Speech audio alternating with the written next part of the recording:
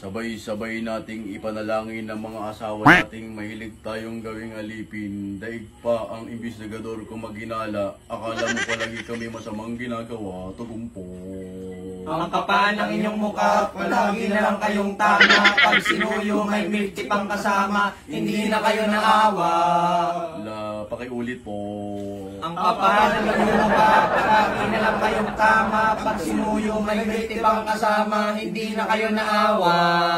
Lahat na pinagsilosan, wala lang natitirang babaeng kaibigan. Ultimo motor namin, pinag-iinitan na baka sa ibang babae daw pinaangkasan. Tugon po. Ang kapal ng inyong mukha, palagi na lang kayong tama. Pag sinuyo may milk tea pang kasama, hindi na kayo naawa.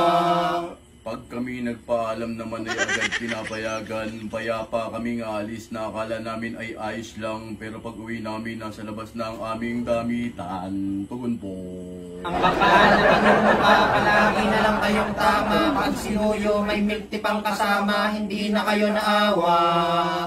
Sobra-sobrang bait mo kapag meron na kaming uwing pera. Garantisadong malaki ang buka. Pero pag wala kami pera, bukod sa mainit ang ulo mo, hindi man lang kami makasampa. Tugon po.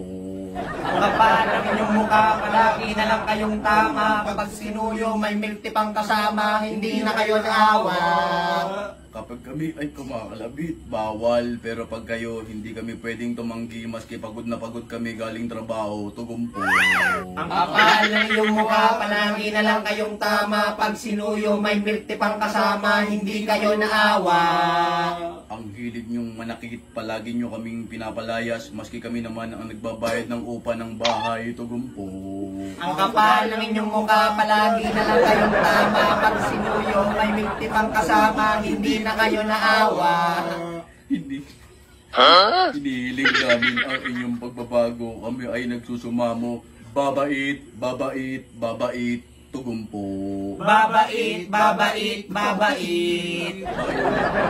Babait, babait, babait.